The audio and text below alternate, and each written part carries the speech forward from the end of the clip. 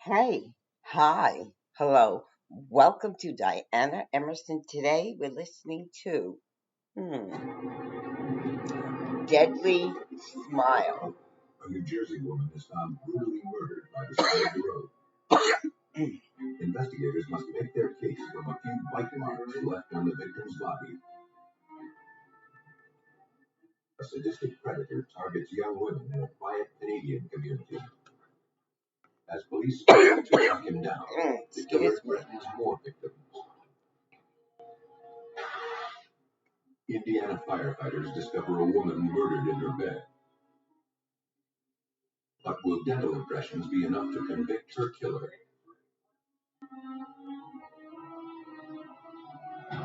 Some murderers are compelled to leave a very personal mark on their victims.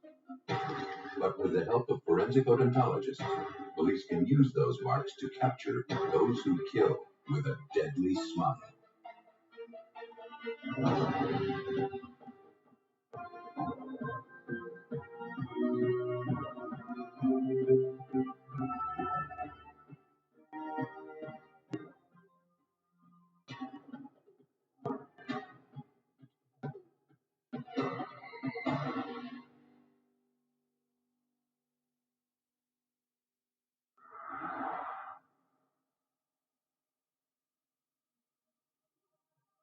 In this episode, some of the names have been changed.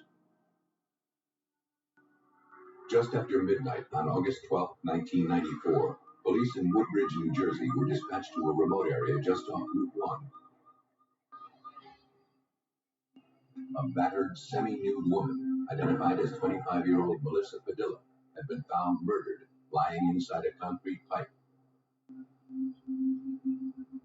Crime technicians began processing the area for clues. They collected several recently purchased grocery items scattered near the body. They also recovered a blood-stained dollar bill and nearby several cigarette butts, which investigators hoped would yield valuable DNA evidence. The victim's discarded shorts, stained with blood, were found nearby. Inside one of the pockets was a store receipt for several grocery items, time-stamped 11:29 p.m. While evidence technicians continued processing the scene, Melissa's boyfriend, Hector Gonzalez, who had found her body, was brought in for questioning. He couldn't imagine anyone who would want to hurt Melissa, a dedicated mother of four. Hector said that after putting the kids to bed around 11 p.m., Melissa said she wanted to go to a nearby convenience store to pick up a few things. Hector agreed to watch the kids. She said she would be back within a half hour. When she hadn't returned more than an hour later, he became concerned and asked a friend to help look for her. That's when they found Melissa's battered body along Route 1, the path she normally took to go to the store. Hector later agreed to take a polygraph examination. Test results indicated he had nothing to do with Melissa's murder. Though police had no obvious suspects, the motive behind the murder seemed clear. Middlesex County Prosecutor's Office Lieutenant Lawrence Nagel worked the case. The woman that was found at the scene was found naked from the waist down. It appeared there was severe trauma to her face area. Initial impressions were that it appeared to be a sexual type of situation. At autopsy, the medical examiner concluded that Melissa Padilla had died of manual strangulation. Her face had been viciously beaten. Though it was clear she had been sexually assaulted, no biological evidence was recovered.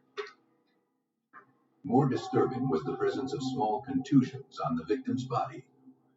The ones found on Melissa's chin appeared to be bite marks.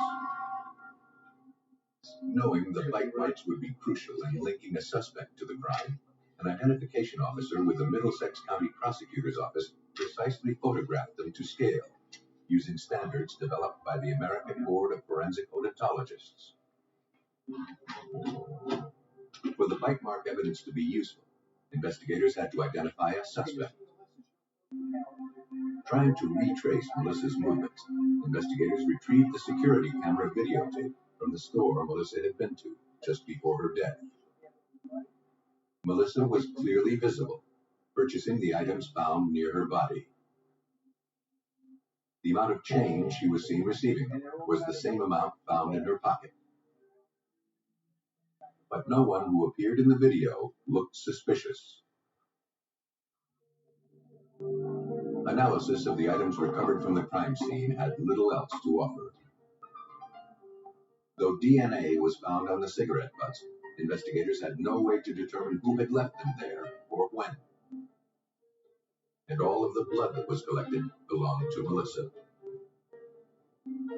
A meticulous search for any suspect fingerprints turned up nothing. Despite the lack of clues to the killer's identity, the bite marks he left behind gave investigators a glimpse into his violent mind. Assistant Prosecutor Thomas Capsack of the Middlesex County Prosecutor's Office worked the case. The nature of the crime suggested anger. The victim was really brutalized. There had to be a lot of pain involved, and we eventually concluded that the bite mark on the chin occurred while he was looking into her eyes while he was causing pain.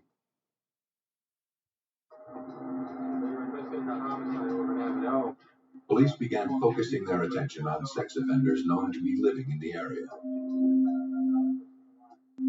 A state prison facility housing such offenders was located just a few miles from the crime scene. And several inmates had recently been released. Investigators tracked each one of them down. All denied knowledge of Melissa Padilla's murder. And all were eventually cleared by polygraph examinations. Investigators scoured dozens of homicide cases looking for one with a similar MO. But despite their efforts, 8 months passed with no progress in the investigation of Melissa Padilla's murder. But in April 1995, investigators received a call from the Maine State Police. Authorities there were requesting background information on a Woodbridge, New Jersey resident, 31-year-old Stephen Fortin, who was in their custody for sexually assaulting a female Maine State Trooper. For Lieutenant Nagel, the details of the assault sounded eerily familiar.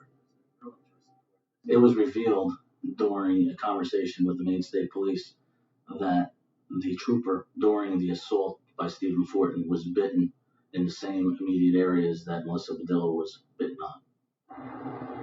Hoping this was the break they had been waiting for, investigators traveled to Maine to speak with the trooper, who was still recovering in the hospital.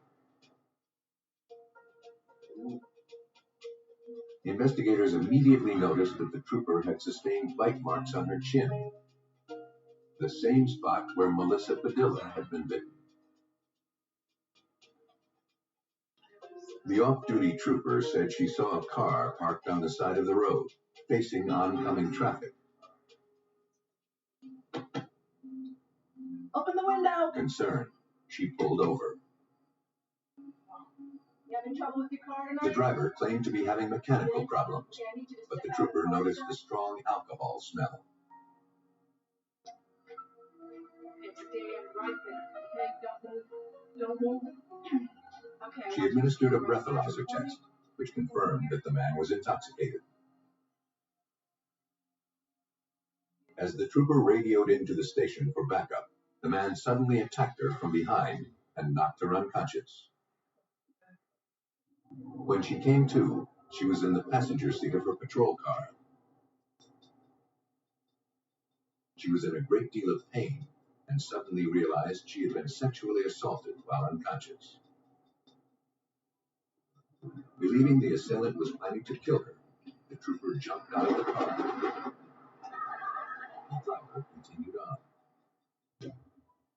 The next thing she remembered was waking up in the hospital. Her assailant, Stephen Fortin, was taken into custody less than an hour later. After examining and photographing the trooper's injuries, one thing became clear. The assault on the state trooper and the murder of Melissa Padilla bore the same ritualistic signature. Ritual involves getting sexual gratification from the crime you commit. The signature in our case really was the ritual, and that is the beating to the eyes and the nose, the bite mark on the chin. For investigators, the similar MO of the two assaults had to be more than just a coincidence. New Jersey police went to the jail in Kennebec County, Maine, to question Fortin about the Melissa Padilla homicide. Though Fortin admitted to living in Woodbridge, New Jersey at the time, he insisted he didn't know anyone named Melissa Padilla and denied any knowledge of her murder. He also denied ever being in the area along Route 1, where Melissa's body was found. But he didn't deny his involvement in the assault on the female trooper, though he claimed he had acted in self-defense. Investigators collected hair and blood samples to compare to evidence recovered from the Melissa Padilla crime scene. Though investigators finally had a strong suspect in the young woman's homicide, they were still a long way from proving that Stephen Fortin was her killer. With only bite mark evidence to work with, police in Woodbridge, New Jersey struggled to solve the brutal murder of Melissa Padilla, a 25-year-old mother of 4. After several months with no leads, police learned of a similar assault more than 300 miles away in Maine.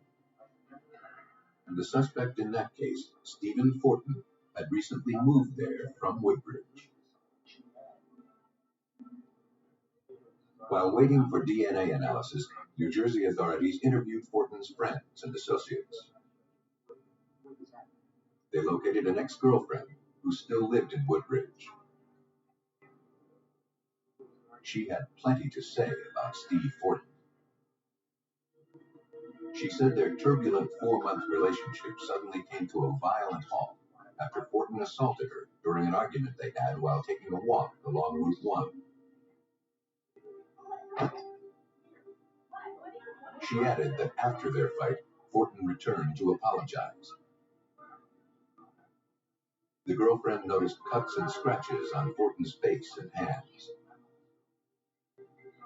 Fortin explained that he feared she had called the police, and he fled through the woods to avoid them. She believed the incident had taken place on August 12th. Not only was that the night Melissa was murdered, but the girlfriend had put Fortin on Route 1, an area he previously claimed he had never been to. Though investigators were now convinced that Fortin was Melissa Padilla's killer, DNA analysis on the cigarette butt found near her body was inconclusive. Examiners analyzed all of the evidence found at the crime scene again, hoping something may have been overlooked. But nothing was found. For Identification Officer Jim O'Brien, it was clear that the bite marks would be the crucial link connecting Stephen Fortin to Melissa's murder. The DNA results were inconclusive. We had no hairs or fibers from Stephen Fortin found on the victim's body, and I never developed any fingerprints on any of the evidence that came back to anyone except the victim herself. Therefore, the photographs of the bite marks on the victim's body were very, very important in terms of physical evidence and in terms of putting Stephen Fortin at this crime scene. In April 1995, Stephen Fortin was taken to the office of Dr. Brian Morin, a dentist in Waterville, Maine. To prove Fortin had made the bite marks on Melissa's body, investigators first needed models detailing every unique feature of his teeth. First, photographs of the suspect's teeth are taken using a millimeter ruler, so examiners can accurately determine the scale of the photos for later comparisons to pictures of the victim's injuries. Then, impressions of the upper and lower teeth are taken using a substance called dental stone, a material similar to plaster. After the molds are allowed to harden, Morin then grinds them down to remove excess material, allowing examiners to clearly see the unique features of the teeth. The molds of the suspect's teeth, in addition to life-size photographs of the bite mark injuries, are all examiners need to perform the analysis. Dr. Tom Richardson, a forensic odontologist in Portland, Maine, explains the process. The molds of teeth are the casts. They are the likeness of the individual's teeth in size and in shape. The photos are from the individual or medium that was bitten, and they are life size as well. We take the casts, put an overlay, go up against the marks on the photo, and we either are going to have a match if the photos are good and the marks are there, or we're not going to. Using a computer program, examiners demonstrated how the casts made of Stephen Fortin's teeth lined up perfectly with the bite marks on the victim's chin. The spacing between Fortin's teeth, the dimensions of the arches of his bite, and the unique details of his teeth were all consistent with the injuries on both victims. Detectives now had the physical proof they needed to charge Stephen Fortin with the murder of Melissa Padilla.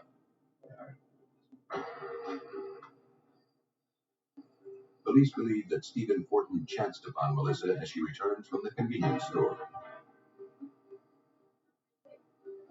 Still enraged by the argument with his girlfriend, Fortin brutally beat, bit, and sexually assaulted her before finally strangling her to death. In February 2001, he was sentenced to death in New Jersey for the murder and aggravated sexual assault of Melissa Padilla. He also pled guilty to charges stemming from the beating and sexual assault on the Maine state trooper. He received the maximum 20-year sentence. Stephen Fortin found gratification in a brutal ritual. But 3,000 miles away in Canada, in a quiet suburb of Vancouver, one killer took perverse satisfaction from taunting the detectives on his trail. Abbotsford, British Columbia, Canada, October 14, 1995.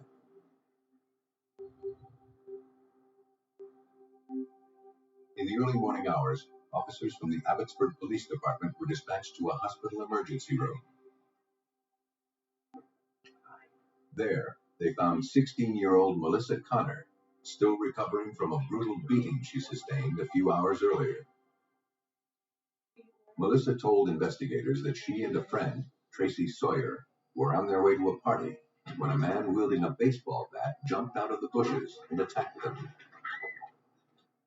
During the struggle, Melissa was knocked unconscious.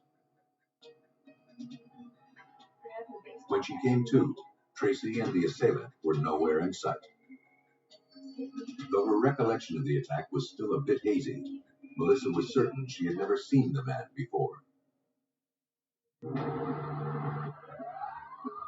Investigators rushed to the scene of the assault to search for Tracy. But only one item found at the scene suggested that a struggle had taken place. A single hoop earring that belonged to the missing teenager. Inspector Rod Gale of the Abbotsford Police Department hoped a canvass of the neighborhood would yield information. There were witnesses in the area of the crime scene, but the witnesses that we established there had only heard screams in the early hours of the morning, and no one had actually seen anything. Okay. Investigators feared that the 16-year-old Tracy Sawyer had been abducted, or worse. And with no suspects to pursue, They knew that time was working against them. A description of the missing teenager and details of the assault were distributed to all area law enforcement agencies.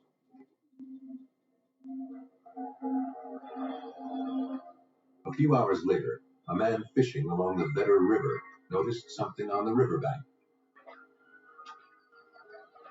As he moved closer to get a better look, he realized he had found a human body.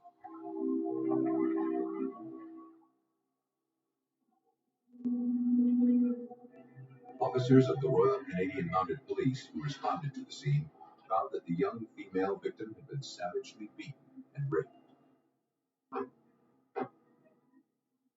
Police scoured the shoreline for clues that could help them identify the young woman and her killer.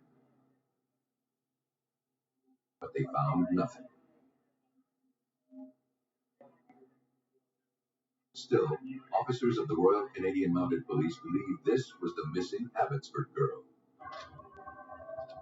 Sergeant Kevin McLeod.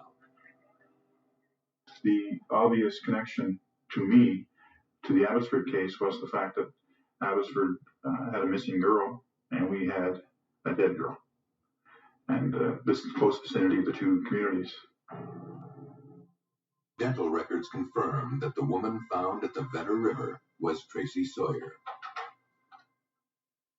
The medical examiner confirmed that the young woman had been raped. He also noted massive blunt force trauma to her head. But that wasn't what killed her. The official cause of death was ruled a drowning. The only clues to the killer's identity were bite marks on the victim's torso. The impressions were carefully photographed and preserved as evidence.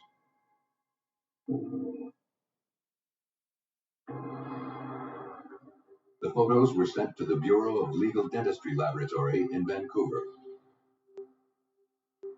There, Dr. David Sweet, a recognized expert in forensic odontology, examined the evidence. After studying the bite mark injuries, he realized there was the potential for additional evidence to be obtained. A new technique was available for recovering saliva from the bite mark, and we could even determine if DNA was available from the saliva and then possibly match that back to the suspect when and if one was made available. The theory behind the technique, referred to as double swabbing, is that saliva from the suspect's mouth is transferred into the bite marks left on the victim. As demonstrated here, Dr. Sweet first dampens a sterile swab with distilled water, then wipes it across the impressions, rehydrating any saliva cells in the bite marks. Then he applies a second dry swab to the wounds, which will act as a sponge and collect the rehydrated cells that contain the suspect's DNA. Dr. Sweet performed the procedure on the teeth impressions found on Tracy Sawyer. And though she had been submerged in water for some time, he was confident the double swabbing technique would yield DNA evidence. Despite the fact that the body had been in water, the saliva is sticky enough in order to remain there, and if you can use some methods to collect that evidence that's there, even in trace forms, you'll have enough to test and to analyze. The procedure was successful. Minute traces of the killer's DNA was collected. But for that evidence to be useful, investigators would now have to find a way to identify a suspect.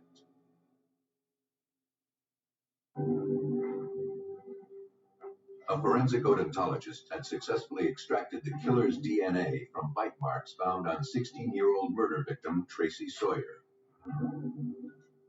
But for the evidence to be useful, police in Abbotsford, British Columbia, now had to identify a suspect. They turned to the victim's parents for information. The couple said that the last time they saw Tracy was shortly before the assault. She and her friend Melissa Connor were leaving for a party at a neighborhood friend's house. They promised not to be out too late. Tracy seemed upbeat and excited about the party. The couple couldn't think of a single person who would want to hurt their beautiful young daughter. In addition to releasing limited details of the investigation to the media, police also set up a tip line for potential witnesses to call with information. Soon after, a call came in. The man on the other end claimed to be Tracy's killer.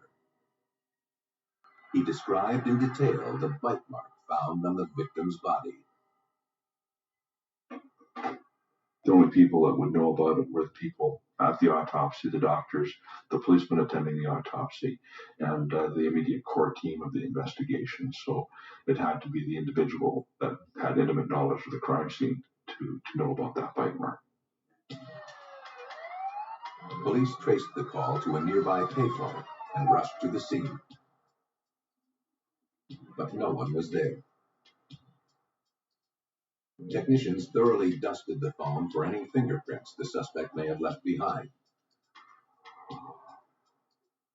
None were found.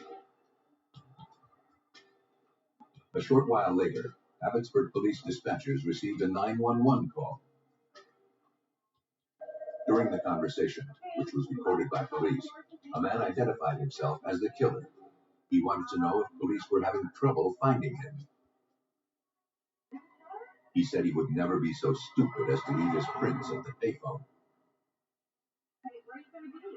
He also promised to kill again.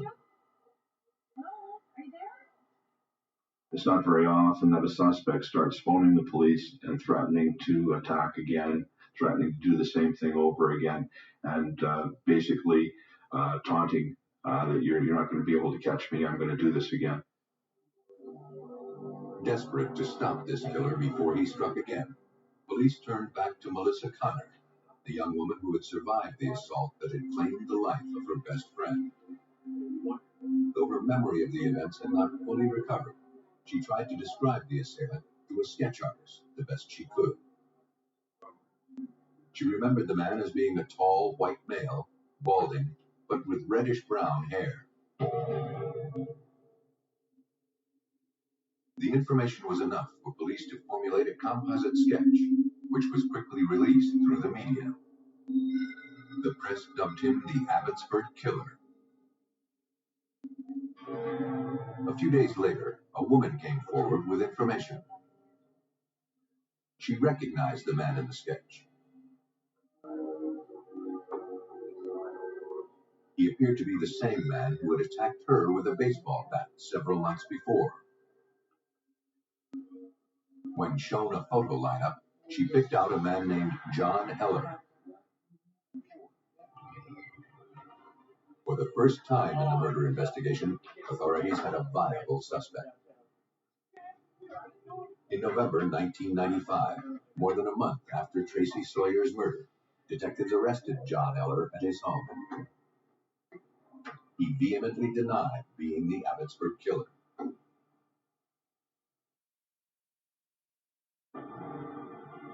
After taking impressions of the suspect's teeth, forensic odontologist Dr. David Sweet compared them to the bite marks found on Tracy Sawyer's body. But investigators would be frustrated by the results of his analysis. It became obvious very quickly that the spacing and the shapes of his teeth were much different than the teeth that would be necessary to cause this bite mark. And DNA samples from the suspect did not match the DNA Dr. Sweet had extracted from the bite marks. John Eller was eventually cleared as a suspect in Tracy's murder. Soon after, the taunting phone calls from the Abbotsford Killer resumed. Frustrated, authorities came up with a plan. Convinced that someone somewhere knew the killer, they decided to release the recordings of the Abbotsford Killer's taunting phone calls made to police. the general public were able to hear a large variety of voice characteristics of the individual that was calling us. And that was our goal. We also had that tape on a callback line at the police office, so anybody could call a designated number and just listen to the tape. They didn't have to talk to a police officer. They could just phone and listen to the tape over and over again. The plan appeared to be a success. A woman who listened to the recordings came forward. She recognized the voice. Detectives played the tape for her again. She told them it sounded like a man named Terry Driver. She knew the voice, she said, because Terry Driver was her son. And she knew that he owned a police scanner and listened to it often at his home. Detectives quickly began checking Driver's background. Though he had no criminal record, the 32-year-old printer lived with his wife and 2 kids in the same neighborhood where the taunting phone calls had originated. Terry Driver was brought in for questioning. Though Driver adamantly denied being the Abbotsford killer, detectives collected hair and saliva for DNA analysis. Photographs and wax casts of Driver's teeth were also taken. At the Bureau of Legal Dentistry in Vancouver, Dr. Sweet looked for similarities between Driver's dental evidence and bite marks found on Tracy Sawyer's body. I produced a clear overlay with the biting edges of his teeth recorded on it at life size, and then compared that to the photographs that were enlarged to life size also.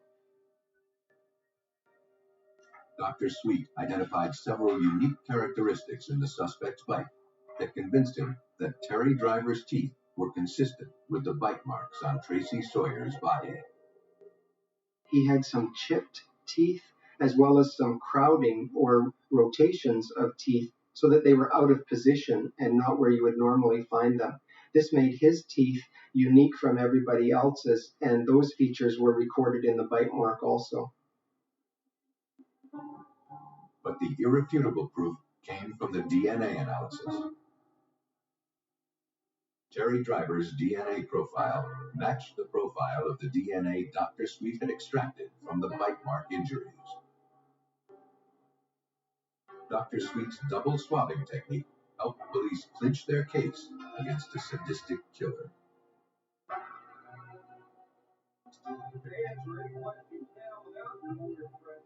Terry Driver was arrested and charged with the murder of 16-year-old Tracy Sawyer and the attempted murder of her friend, Melissa Connor. Based on the evidence, Abbotsford police believe Terry Driver was a sick predator driven by an insatiable need for attention. On October 14, 1995, that craving exploded into violence. As Melissa Connor and Tracy Sawyer made their way to a nearby party, Driver attacked them without warning. After viciously raping and killing Tracy, Driver set out to taunt police and to prove that he was invincible. In October of 1997, Terry Driver was convicted of the sexual assault slaying of Tracy Sawyer and sentenced to life in prison. He received an additional 10 years for the attempted murder of Melissa Connor. Terry Driver was compelled to call attention to his crimes. But in Indiana, another murderer went to great lengths to conceal his guilt. On October 6, 1990, at 11:37 p.m., firefighters in Shelbyville, Indiana, responded to a blaze at a nearby apartment complex. The fire was coming from the bedroom of 42-year-old Shirley Sturgill, a tenant who lived on the second floor.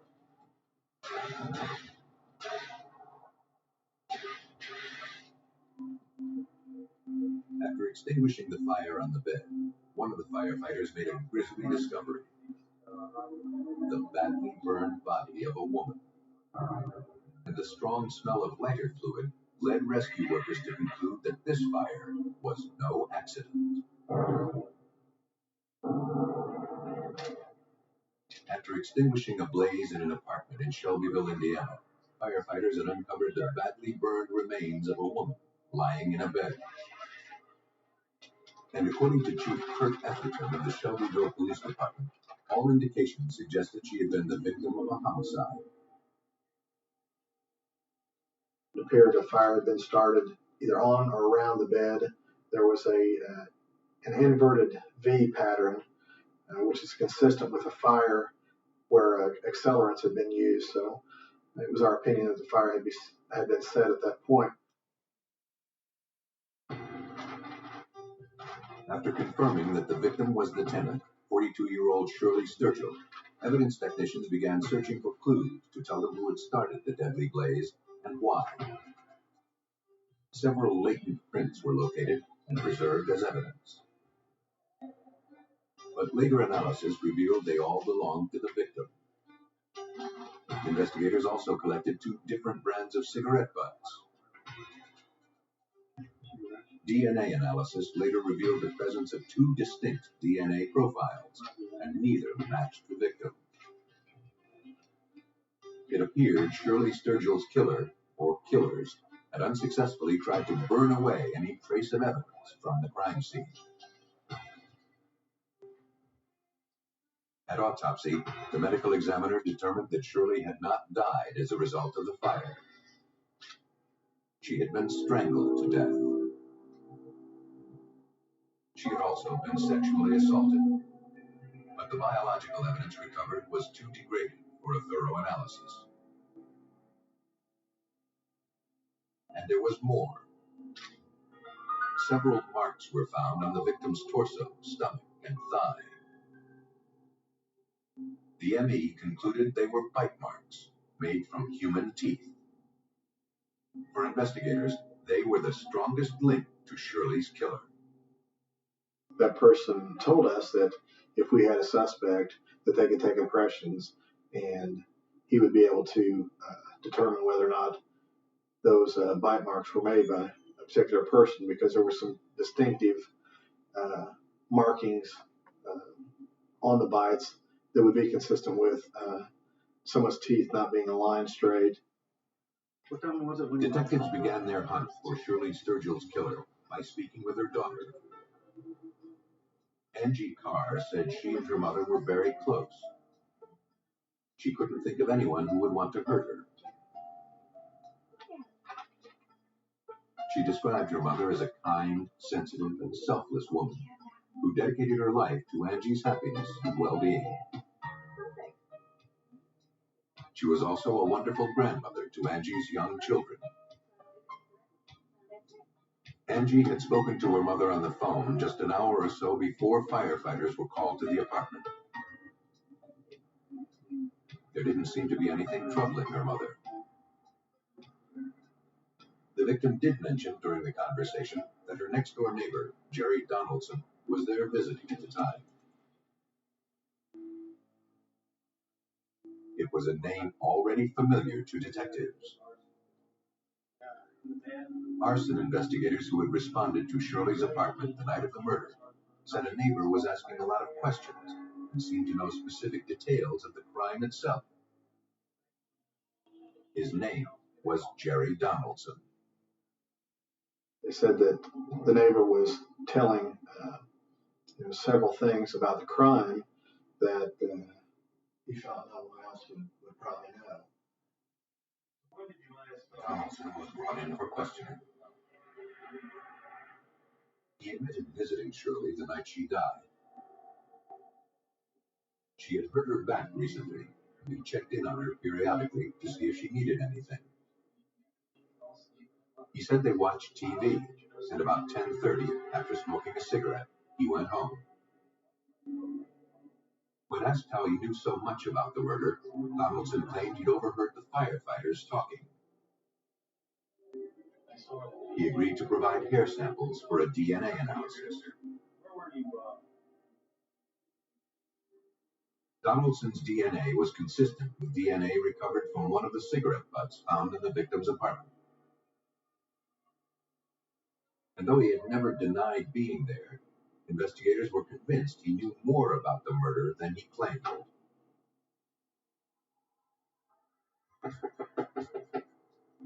On October 24th, nearly 3 weeks after Shirley Sturgill's murder, police arrested Jerry Donaldson on suspicion of murder. They also obtained a court order requiring impressions of his teeth to be made.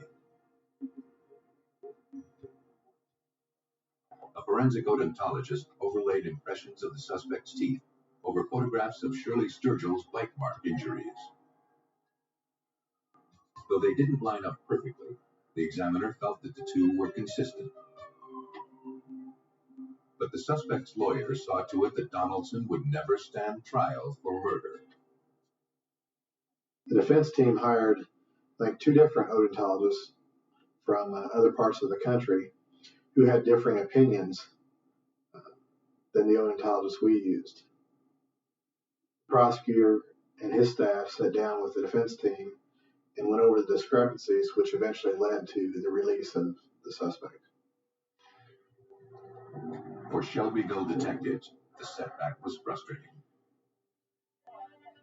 The investigation into Shirley Sturgill's savage murder had ground to a halt. Investigators were back to square one and with no obvious suspects to pursue. Shelbyville, Indiana police struggled to solve the brutal homicide of 42-year-old Shirley Sturgill. Though teeth marks had been found on the victim's body, investigators had no other clues to the killer's identity.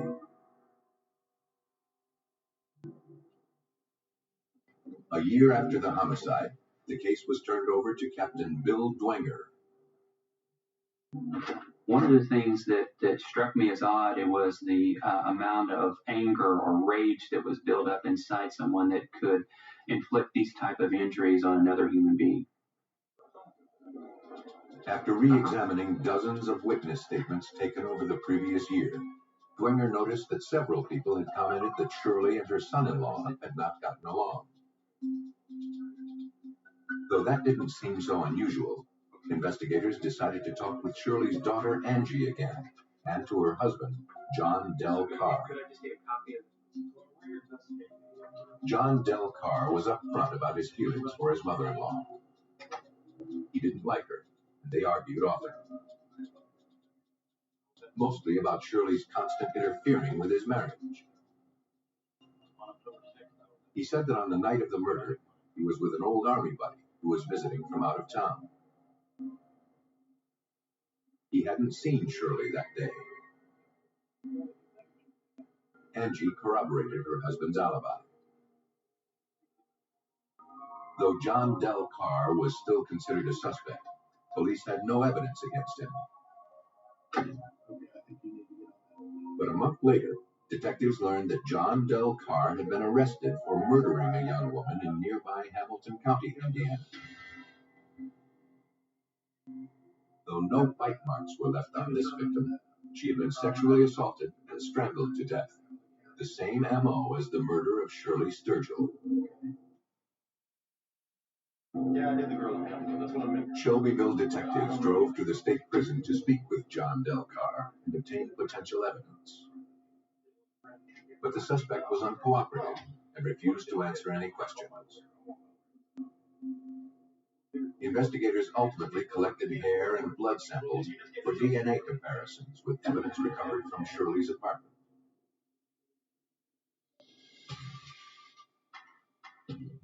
At the crime lab, examiners concluded that John Del Carr's DNA was consistent with DNA from one of the cigarette butts found in Shirley's bedroom.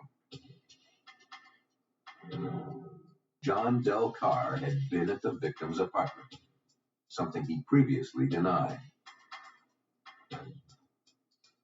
Though it was strong circumstantial evidence, it didn't prove that he was the killer. There was only one way investigators could make their case. They needed impressions of John Del Carr's teeth to compare to the bite marks found on Shirley Sturgill's body. But so far, they lacked probable cause to obtain a warrant to force the suspect to provide the samples. And they knew that without that evidence, it would be difficult to get a conviction. Thank you. We needed to know, and the jury's going to need to know, did we get his dental impressions? Did they match up to the bite marks on the body of Shirley Sturgill? Without that, I'm not sure a jury would be able to find him guilty beyond a reasonable doubt.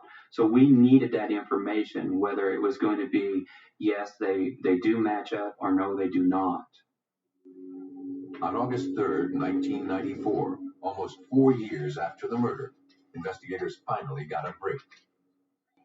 Angie Carr had since divorced her husband, and now that he was in prison, she wanted to talk. She believed John Del Carr had in fact murdered her mother. She admitted to having lied to police before, but out of fear for her safety and the safety of her children.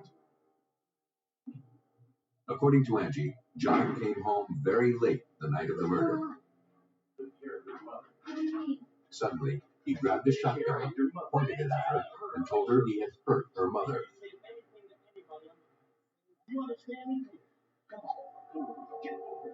He dragged her to the room where her children were sleeping and threatened to kill her and them if she ever said anything. Angie told police that John kept up his threats in the following month, and she believed he wouldn't hesitate to carry them out. John Carr's wife, I believe, was genuinely terrified of John. She knew what he was capable of. I think she did what she had to do to protect herself and her children. It was the break detectives had been waiting for. Angie's testimony was enough for investigators to obtain a court order to force John Del Carr to give teeth impressions. Investigators contacted forensic odontologist Dr. John Kenny, the deputy coroner for DuPage County, Illinois. I was asked to go to the state prison and to meet with Mr. Carr in the dental infirmary and to take his impressions and any other records as I would need to make a bite mark comparison. But John Del Carr still refused to cooperate. Investigators received another court order, this time giving them the authority to anesthetize the suspect in order to obtain the evidence. It was possible in this particular case to, because of the configuration of Mr. Carr's teeth, several of his teeth were misaligned and crowded, particularly on the upper arch, to take the model of his teeth and fit it right to the injury in one of these positive replicas. All of the unique characteristics of John Del Carr's teeth matched the injuries present on Shirley Sturgill's body. There was no doubt that his teeth had left the wounds.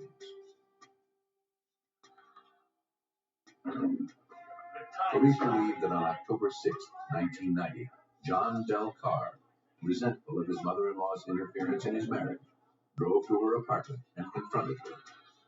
His anger exploded into violence. Carr beat, bit, and sexually assaulted Shirley Sturgill before strangling her to death. After, he set her apartment on fire, hoping all traces of his crime would burn away. In April 1997, John Del Carr was convicted of the first-degree murder of his mother-in-law, Shirley Sturgill. He was sentenced to 60 years in prison. Some killers are driven to leave a very personal mark on their victims. When police have little other evidence to work with, they turn to forensic odontologists, who seize upon those marks to take the bite out of a killer's deadly smile.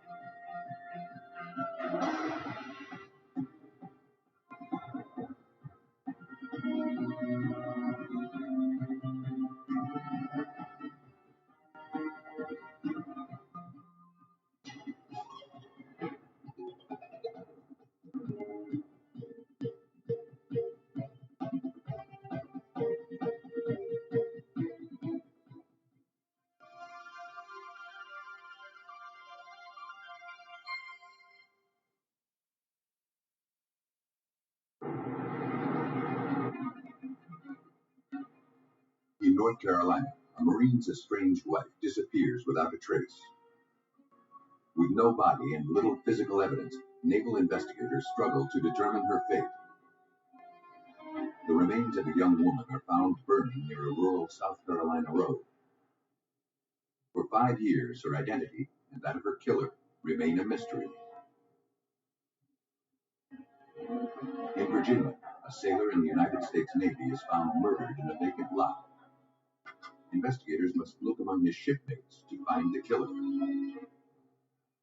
Violence is an inescapable reality of contemporary life, and Navy sailors and U.S. Marines are not beyond its reach. When those who defend their country commit murder, it falls to special agents of the Naval Criminal Investigative Service to ensure that no one escapes military justice.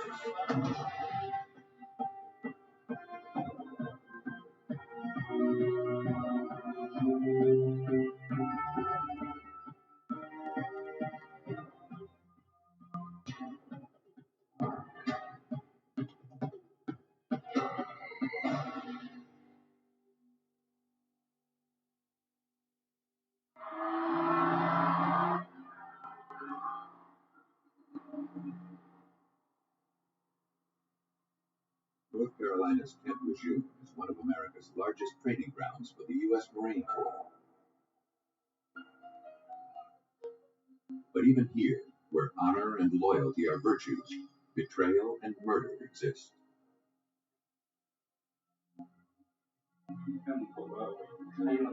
On March 27, 1999, Marine Corps Sergeant Whitman Wallace reported his estranged wife, 25-year-old Tanya, missing to military police. Though he and Tanya were separated, their 4-year-old daughter had been staying with him for a few days. Tanya was supposed to pick her up after she got off work the previous evening. But she had her shuttle. Tanya's roommates hadn't seen her either. They said that her vehicle was also missing. Whitman believed Tanya had run off with another man. The case was turned over to the Naval Criminal Investigative Service, or NCIS, an elite civilian federal law enforcement organization whose mission is to protect and serve the Navy and Marine Corps and their families. Special Agent Robert Bratton, who headed up the major case response team, began the investigation into Tanya Wallace's disappearance. There were some very real concerns about a mother of a 4-year-old child who was very close to her child leaving without any comment to the family that she was staying with at the time. A few hours after the missing persons report was filed, word came in that Tanya's abandoned car had been found.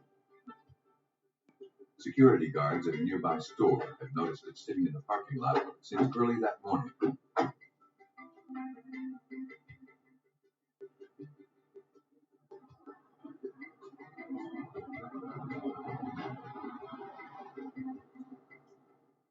An examination of the vehicle's exterior revealed the presence of small traces of human blood on the door handle.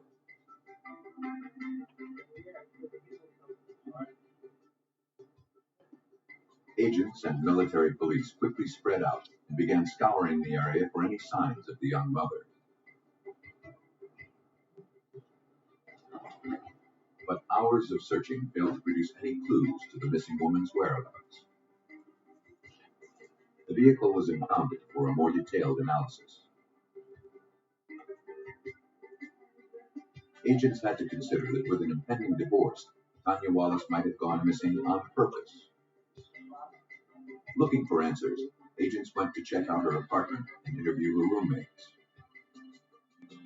One confirmed that recently Tanya had begun dating another man, but he was in the Navy and was currently deployed overseas. Tanya had made no mention of plans to travel.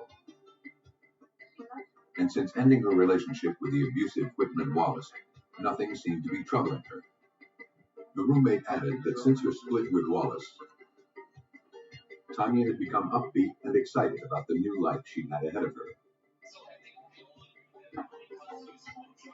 She was committed to her daughter's happiness, and her roommate could not believe that Tanya would simply abandon her 4-year-old, leaving her estranged husband to raise her. Based on interviews of her girlfriend that she was living with, the fact that she had never left the child alone for any period of time. In fact, was uncomfortable leaving her child with the father for any extended periods of time. We relatively quickly ruled out the idea that she had probably left with somebody willingly. Before leaving, agents collected Tanya's toothbrush and a hairbrush for future DNA comparisons.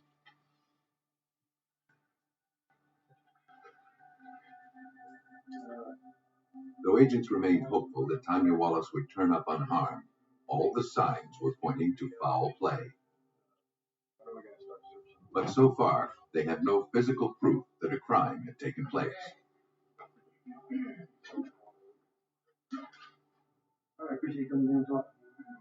Sergeant Whitman Wallace was brought in for questioning. He insisted he had nothing to do with Tanya's disappearance. Though they couldn't seem to make their marriage work, he still loved her and their 4-year-old daughter. He said that on the night Tanya disappeared, he had been assigned to work desk duty from 11 p.m. until early the next morning. He said he never left his post.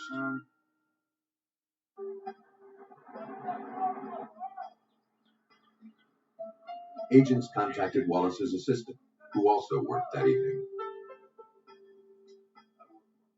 He confirmed that Wallace began his shift at 11 o'clock.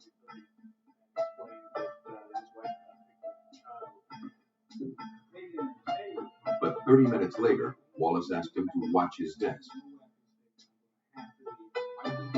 Wallace said his wife hadn't shown up to pick up their daughter, and he needed to go back home and look after her until Tanya arrived.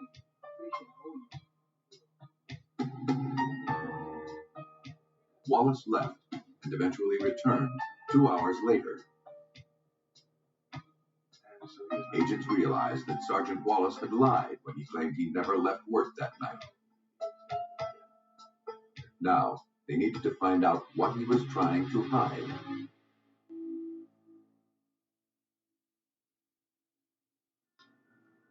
They turned to the only piece of physical evidence they had. A week after she was reported missing, NCIS Special Agent and Forensic Consultant Mike Maloney began examining Tanya's vehicle. As soon as we opened the door, it was obvious that there was a great deal of blood in the car. It couldn't be seen from the outside. The interior of the vehicle was very dark, dark-colored carpet, dark-colored seats and interior. But once we opened the door, it was apparent that there was blood.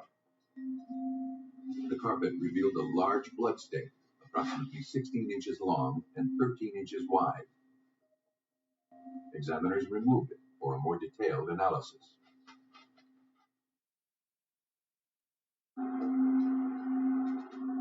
The DNA profile of the blood found in the vehicle matched those generated from the samples collected from Tanya's residence. It was clear that something violent had happened to Tanya. But without a body, agents were unable to prove that she was dead.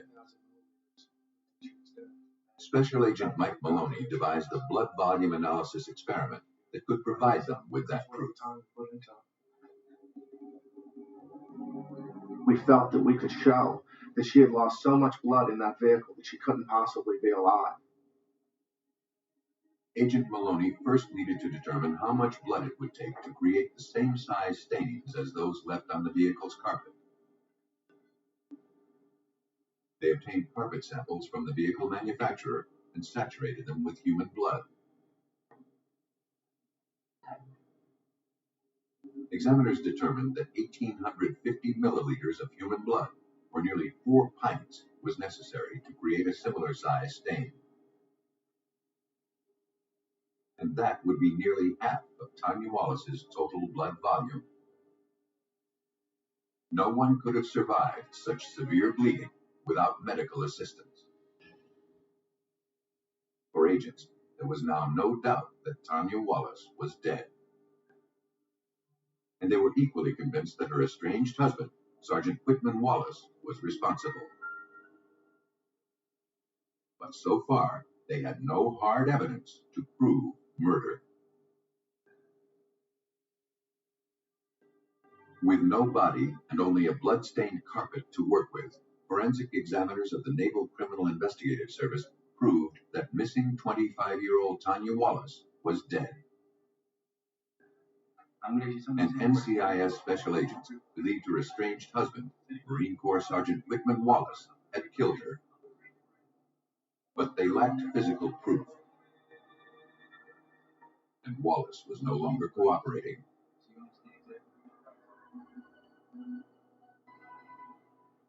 Believing the suspect may have tried to throw away evidence of his guilt, agents began searching the dumpsters surrounding Wallace's barracks. But the trash had already been emptied. NCIS Special Agent Robert Bratton refused to give up. Though it seemed like a long shot, he contacted the area landfill, where all of the trash from the Camp Lejeune dumpsters is brought. They can tell you where trash that's picked up and delivered that day or any particular day is within just a few feet. We asked them at that point to isolate the trash that was delivered on Monday and Tuesday of that week. The Marines' Chemical Biological Incidents Response Force located that spot and began sifting through the mountain of debris. After hours of searching, the team found and collected a large green military-issue sweatshirt and some women's clothes. All of the items were covered with what appeared to be bloodstains. DNA tests on the items of clothing showed that all of the blood had originated from Tanya Wallace. And for Special Agent Mike Maloney, it appeared that Tanya had been wearing the clothing at the time of her death, except for one item, the green sweatshirt. We were curious as to who the sweatshirt belonged to, though. The staining was on the outside of the sweatshirt and saturated to the inside, so we were fairly certain it wasn't something that Tanya was wearing the night that she was killed. We examined the neckband of the sweatshirt and also the armpits, and there was quite a bit of debris, of old skin cells, of sweat and sweat saturation. Examiners were able to extract minute traces of DNA from the skin cells found on the sweatshirt. Analysis showed that the DNA was consistent with having come from Sergeant Whitman Wallace. Believing they were closing in on Tanya's killer, agents searched Wallace's barracks room. Wallace was in the process of moving out, and the place had been thoroughly cleaned. When agents applied luminol and darkened the room, large stains emerged on the tile floor. Tests confirmed that the blood was human. But the stains stopped abruptly where the carpet began. No blood was present beyond the tile flooring.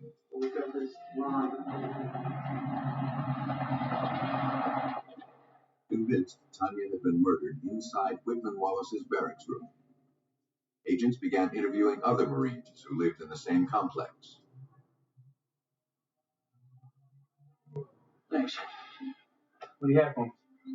One Marine recalled that a few days after Tanya was reported missing, Wallace paid him a visit. It's probably no big deal. He said that he had an inspection coming up, and the carpet in his room was muddy, and it would never pass. Wallace asked to switch the carpets, and the barracks maid agreed. But after the inspection was complete, Wallace never returned to switch the rugs back. I'll give you a call, all right? All right, they know, okay. In fact, it was still lying on the Marine's floor. You have his rug back. Hoping the rug contained the evidence they needed to prove Whitman Wallace was a killer, agents collected it and brought it to the lab for testing.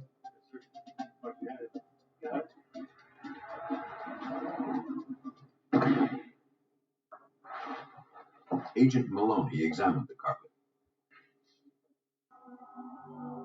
We did the luminol test, and we found the rest of the missing pattern from that stain by the door. They matched together perfectly, just like a puzzle piece. A very large saturation stain of what was later positively identified as blood on the carpet that matched that pattern that had been so sharply cut off on the tile floor. DNA testing revealed that the blood on the rug, as well as the blood on the tile floor, was consistent with Tanya's. Agents now had enough evidence to make their case. Sergeant Whitman Wallace was placed under arrest and charged with murder. Based on the evidence, agents believed that Whitman Wallace was unwilling to give up custody of his daughter. He was resentful of having to pay child support.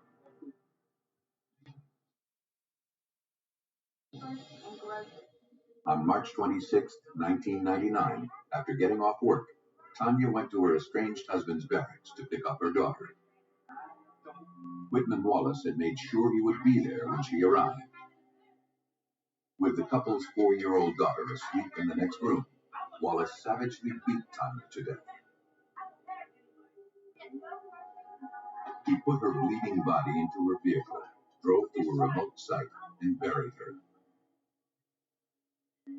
At a general court-martial, Sergeant Whitman Wallace pled guilty to kidnapping and unpremeditated murder. He was sentenced to 30 years in prison. And as part of the plea agreement, Wallace led authorities to Tanya's remains. Even without the victim's body, NCIS special agents were able to quickly expose the deadly violence of a Marine Corps sergeant. But in South Carolina, it would take naval investigators years to unravel one killer's deadly scheme. On November 6, 1989, a man driving along an isolated road in Jasper County, South Carolina, noticed something burning on the side of the road.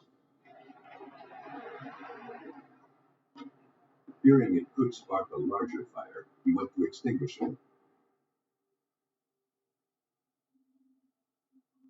The fire was emanating from a large green duffel bag.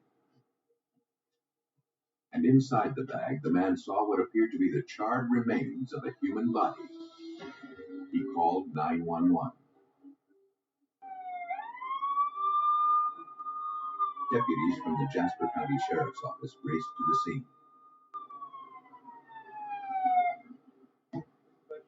The person found inside the duffel bag was burned beyond recognition, and the skull had been smashed. The only clue to the victim's identity was a unicorn print nightgown that had survived the blaze, indicating this person was likely female. According to Jasper County Detective Sam Woodward, investigators found little else. Only thing we had was a female body in a duffel bag that was set afire. Basically, that's all we had. We didn't have no footprints, no tire tracks, nothing like that. Believing that the victim's identity would reveal her killer, police hoped an autopsy would yield valuable information. Analysis of the remains led the medical examiner to conclude that the female victim was Caucasian, around 25 years old, with dark brown hair. An enlarged uterus indicated that she had recently given birth.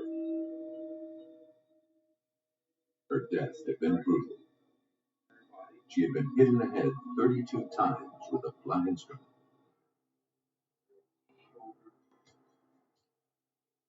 Police entered what little information they had into a national law enforcement database containing descriptions of missing persons.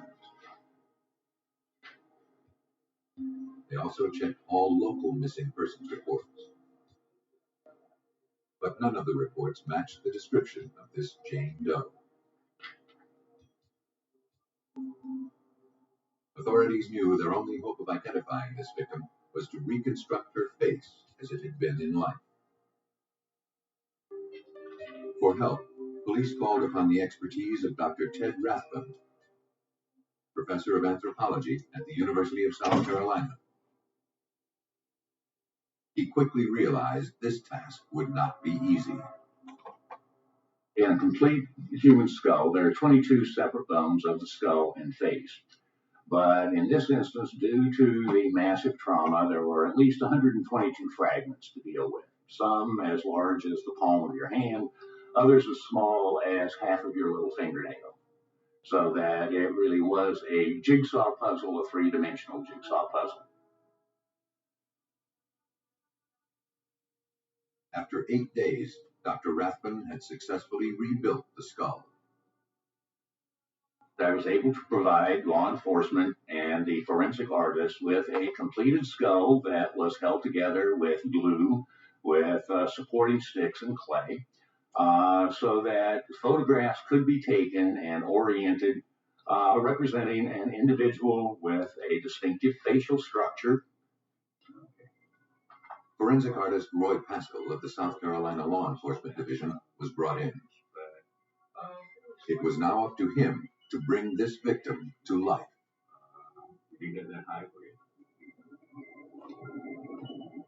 After placing rubber markers at certain points in the skull to indicate the depth of the flesh, Pascal photographed the evidence.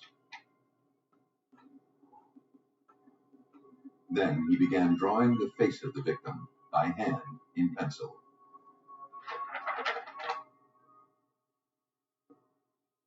Four months after her body was found, Jane Doe finally had a face.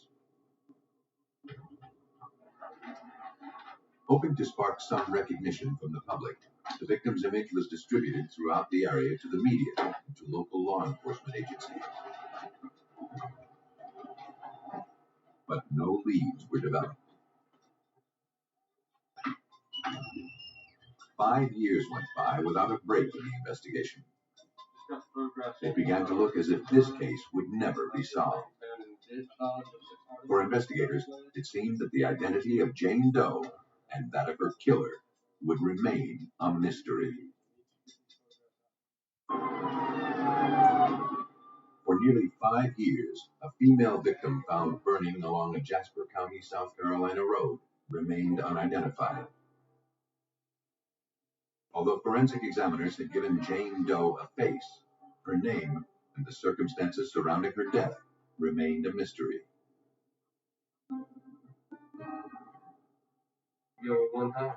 Years of searching through missing persons reports failed to produce a match. And by 1993, missing persons cases filed in South Carolina had reached an all-time high.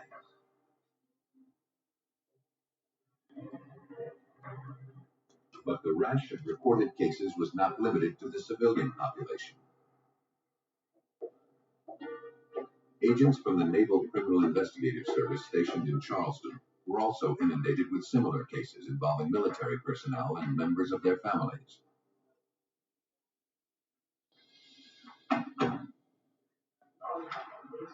Though they had formed a cold case squad to deal with the volume, their caseload continued to increase.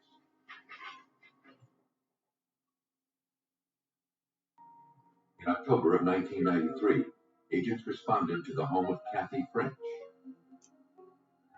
Her lifelong friend, 28-year-old Annie Tahan, hadn't been heard from in nearly 5 years. At the time of her disappearance, Annie had been living with her boyfriend, Michael Palan, a sailor stationed in Charleston. And though Annie and Michael had had a child together in 1989, their relationship had been troubled.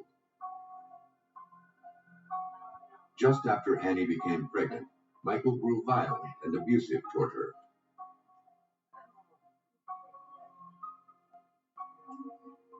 He would explode into a rage for no particular reason and threaten to leave her and take their baby with him.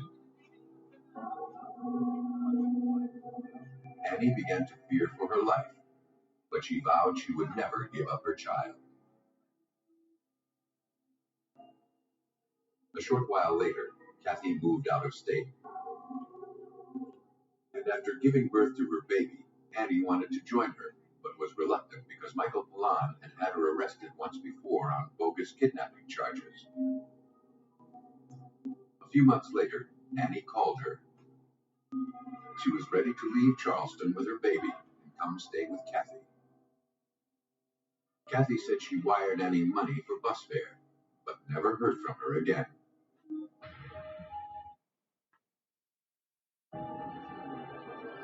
Since the father of the missing woman's child was a sailor in the United States Navy, NCIS Special Agent Jim Grievous agreed to open an investigation.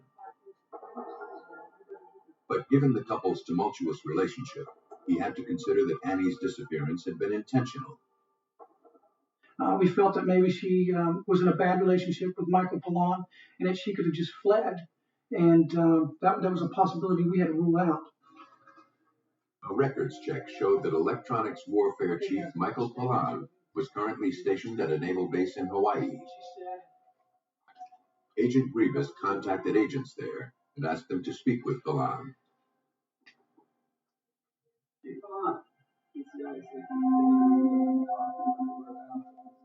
Michael Pollan told the agents that on the morning of November 6, 1989, he woke to find that Annie had left him and the baby.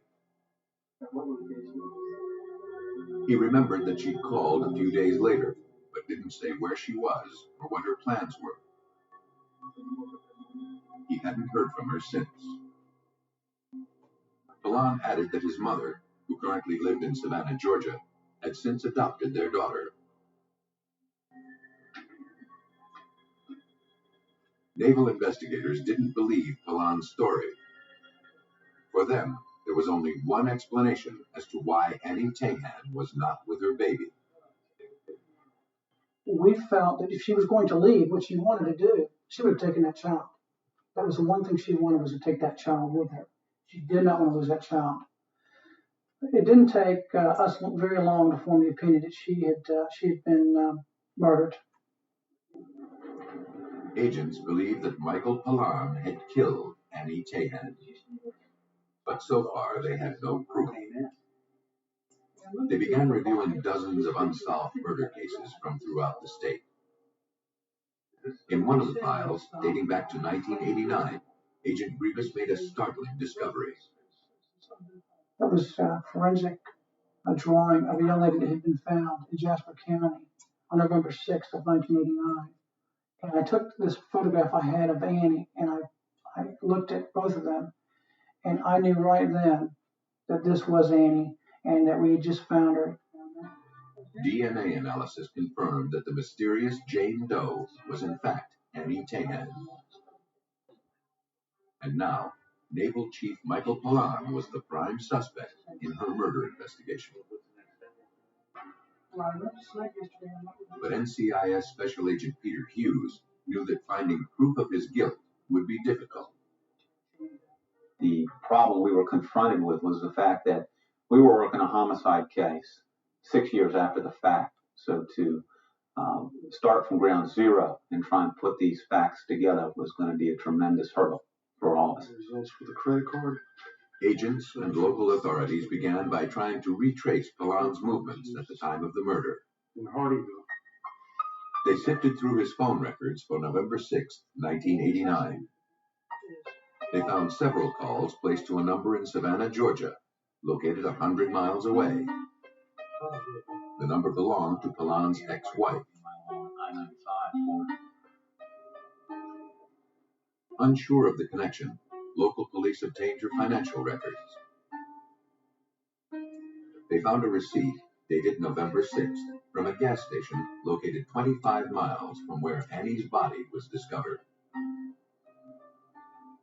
Investigators began to theorize that Michael Pollan had not acted alone.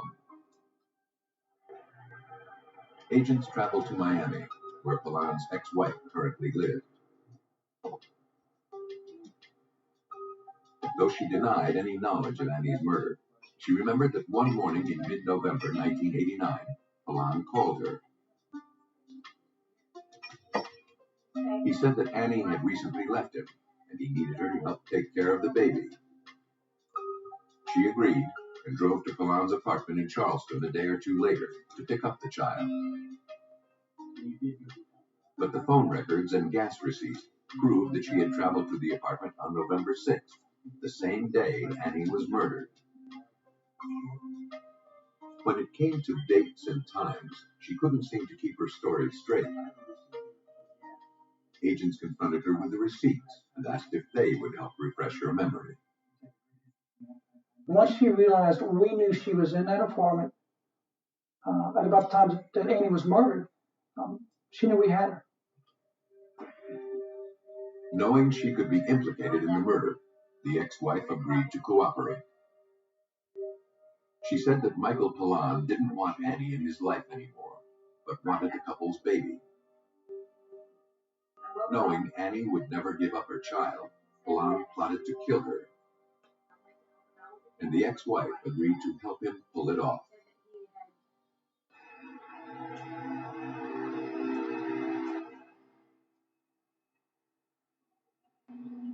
In the early morning hours of November 6th, Palan called her and told her it was done, and he needed her help in cleaning up the apartment.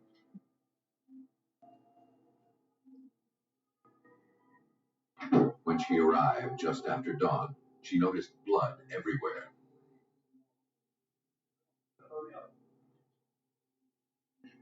After helping Palan load Annie's body into the trunk of his car,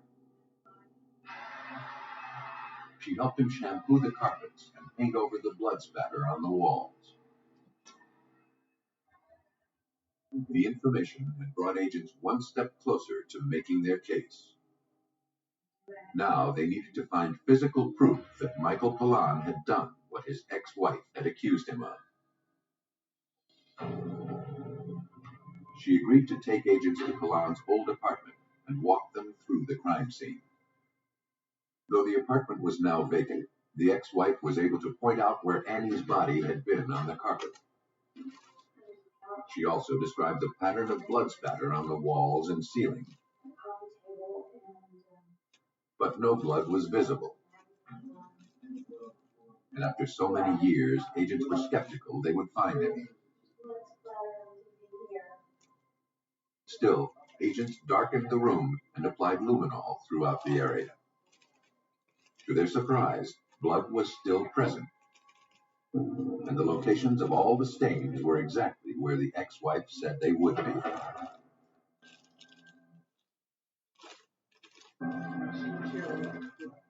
Though the findings had corroborated the ex-wife's statements and provided powerful evidence of Palan's guilt, agents knew it didn't prove beyond a reasonable doubt that he was the killer. Because when you look at the facts of the case, a defense attorney can easily say that this was a jealous wife who killed her. Not Palan, but a jealous wife. Agents needed to get Michael Palan to confess to the murder. With the ex-wife's help, agents set a trap. She would phone Palan and coax him into talking about the murders. Interesting enough, the opening comment that his ex-wife made was, Michael, they found the body. They found Annie. And his reply was, no, they didn't, which was a major significance, and that an innocent person, of course, is going to say, what are you talking about? Body? I don't know, what are you talking about? But now he's on the phone and he's telling us, no, the police didn't find the body. After several days of intercepting phone calls, agents had heard enough.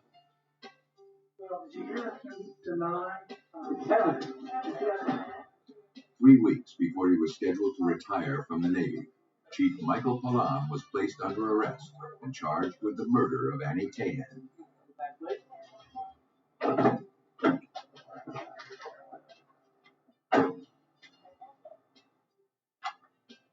Confronted with the evidence amassed against him, Palan confessed to the crime. determined to keep his child. He said in the early morning hours of November 6th, he returned home from work to find Annie sleeping in front of the TV. Using a blunt instrument, he beat her to death. To conceal his guilt, he placed Annie's body in a duffel bag and drove to a deserted country road. He threw gasoline on the body and lit it on fire.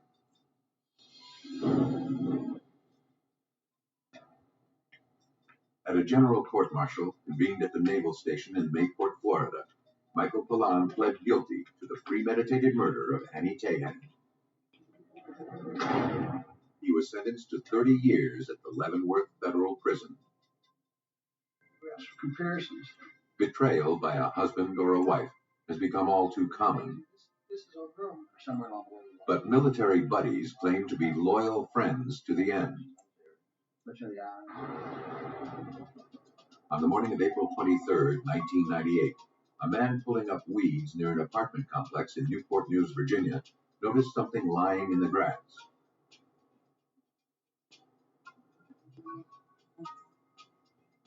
When he approached, he saw that it was a human body, and the male victim had been shot to death.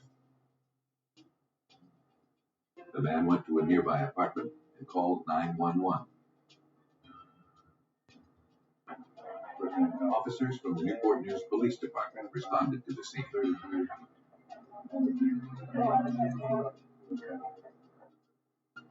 They began searching the victim's pockets for any clues to his identity. Inside a wallet, they found several $100s in cash and an ID card. The victim was 23-year-old Stephen November, a sailor stationed aboard an aircraft carrier at the nearby Norfolk Naval Base. He had been shot 5 times. But the lack of any stray bullets or shell casings at the scene, combined with scuff marks observed on the victim's shoes, led police to believe that Stephen November had been murdered elsewhere, then brought to this remote location.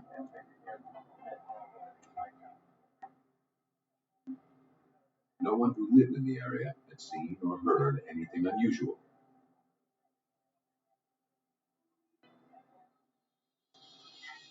At autopsy, the medical examiner determined that the cause of death was a 9mm gunshot wound to the victim's head. 4 other bullets recovered from November's head and chest appeared to have been fired from the same weapon. But with few clues and no solid suspects, police knew that finding this young sailor's killer would be a difficult challenge.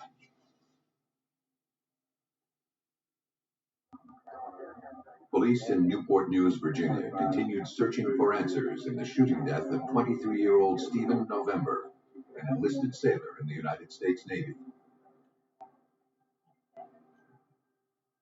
With little physical evidence to go on, police hoped a search of his residence would yield some clues.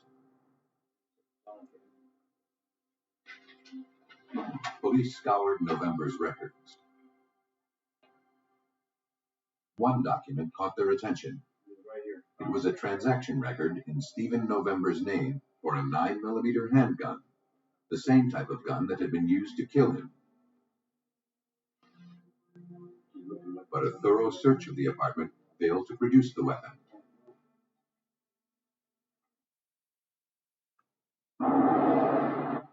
Looking to uncover any information, detectives contacted the victim's commanding officers at the Norfolk Naval Base. But nothing in November's records suggested any problems. He was a dedicated sailor and was well liked by his shipmates.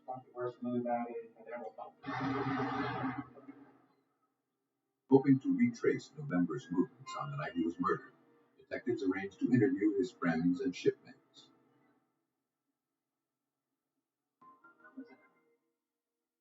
Airman apprentice Hector Coleman said he and another friend were with November the night before his body was discovered.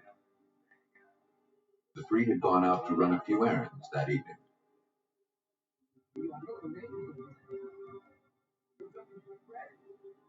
Around 10 o'clock, November asked the driver, Carlos Saldana, to drop him off at a nearby convenience store. November said he had some things to do, and he would meet up with him later. He had just cashed a large tax refund check and was carrying over $2,000 in cash.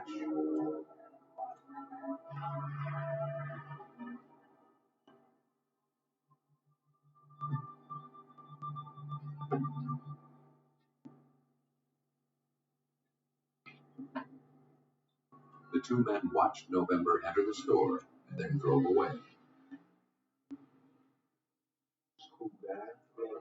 Coleman said they never saw their friend after that.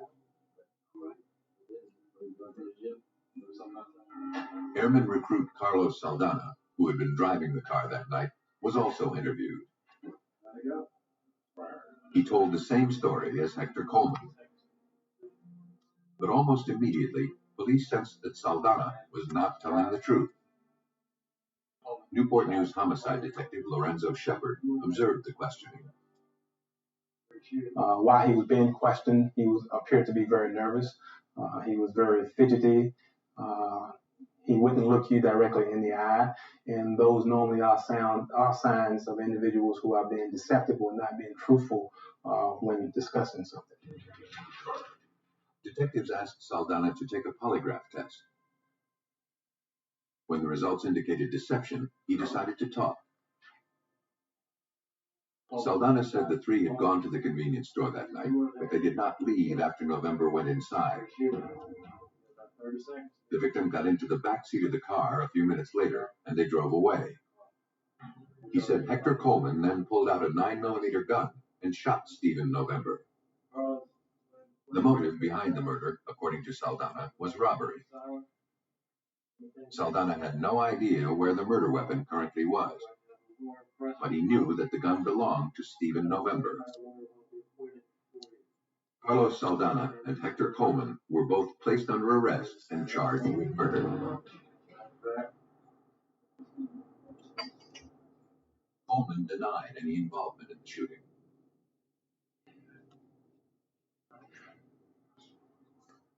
With Saldana's confession, police believed they had an airtight case.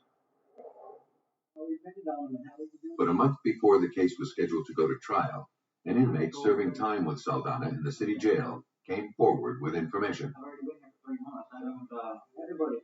Carlos Saldana had bragged that he was the one who actually murdered Stephen November. He told the inmate that he had pinned it on Hector Coleman in order to avoid the death penalty. The inmate had provided reliable information in the past, and police had no reason to doubt him now. Investigators' strongest witness had confessed to being the triggerman. And now, a month before the trial, they were back to square one. Investigators knew that one of the two men in custody was responsible for Stephen November's murder. But until they could prove who had pulled the trigger, they knew they could never win a conviction. Police in Newport News, Virginia, had two enlisted men in custody for the murder of Stephen November, a 23-year-old Navy sailor found shot to death in a vacant lot. Though Carlos Saldana told police that his friend Hector Coleman was the killer, Saldana later admitted to an inmate that he had actually pulled the trigger. With the trial just weeks away, investigators were now in danger of losing their case. But they had another option, one that would allow investigators more time to build a solid case. Newport News authorities dropped all of the charges against Hector Coleman and Carlos Saldana and turned the case over to prosecutors of the Navy's Judge Advocate General Corps, referred to as JAG, who shared jurisdiction in the investigation.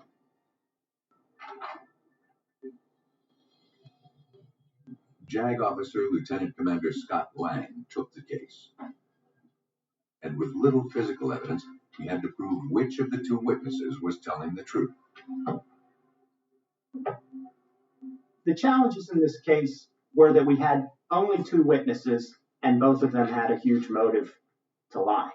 No one wants to get pinned with being the actual trigger man in a murder. So we did not want to commit our prosecutorial efforts to any one theory based solely on the word of someone with a motive to lie. For help, Lieutenant Commander Lang turned to special agents of the Naval Criminal Investigative Service located in Norfolk, Virginia. I just wanted to give everybody a brief here. Agent Bill Heath was assigned the case. His first step was to determine the truthfulness of Carlos Saldana's claim that Hector Coleman committed the murder inside his vehicle. We wanted to go back to that vehicle and determine the feasibility of Mr. Saldana's statement. Could this shooting have occurred in this vehicle as he described? That was their primary objective. Is it possible? An initial inspection of the vehicle, however, revealed no visible traces of blood or any other signs of violence.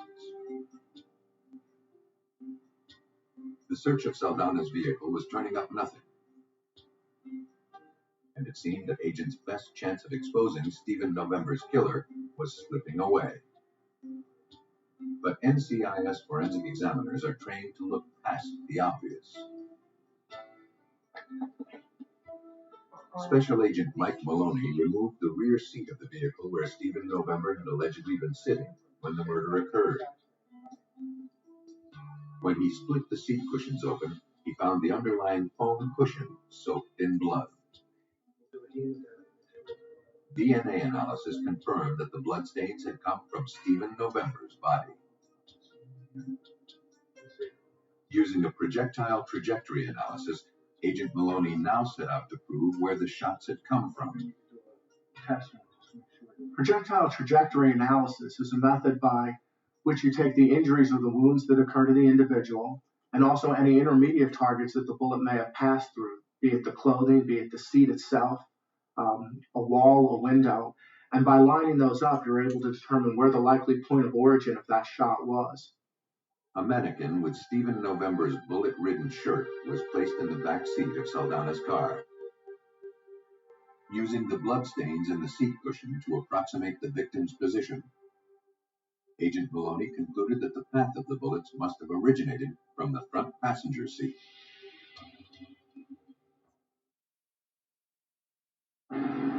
Since Carlos Saldana was known to be the driver the night of the murder, agents could assume that Hector Coleman had occupied the front passenger seat position. But for Special Agent Heath, that was not enough. He needed to locate the murder weapon, which he believed was Stephen November's missing 9mm gun.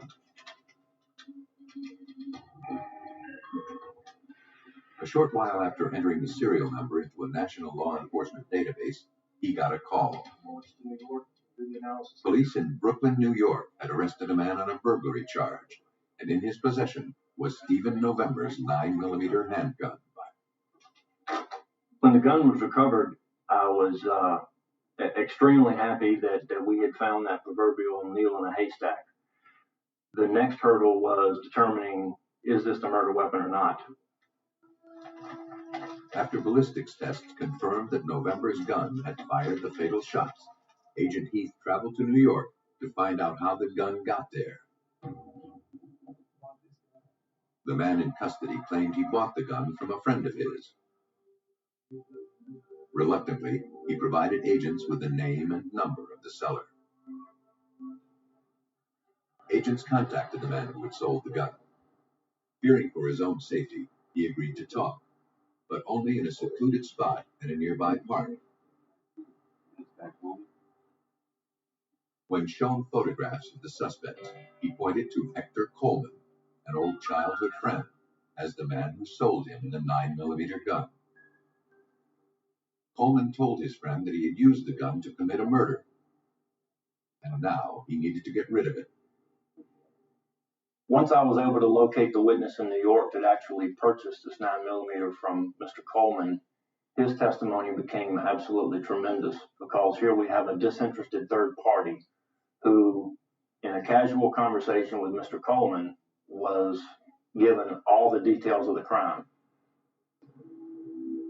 Though agents had no idea why Carlos Saldana had bragged to an inmate that he had pulled the trigger, they had proven that Hector Coleman had murdered Stephen November. Okay. And when you're done, Agents believe that before entering the convenience store, November asked his friend Hector Coleman to hold on to his 9mm gun. After driving away, Coleman said he wanted to fire the gun into the air. He asked November to make sure there were no police around. When the young sailor turned his back, Coleman shot him. He then robbed him of nearly $2,000 in tax refund money. Then had Saldana drive to a remote location where they dumped the victim. Saldana later claimed that Coleman threatened to kill him too if he told anyone about the murder. Carlos Saldana pled guilty to 1 count of accessory and 2 counts of false official statements. He was sentenced to 8 years confinement. A general court-martial was convened for Hector Coleman on August 18, 1999. He was found guilty of the robbery and murder of Stephen November. He was sentenced to life without parole in a federal prison. Violent crime poses a threat to every segment of society. But when a murder occurs within the United States Navy and Marine Corps, it falls to special agents of the Naval Criminal Investigative Service to make certain that no one escapes military justice.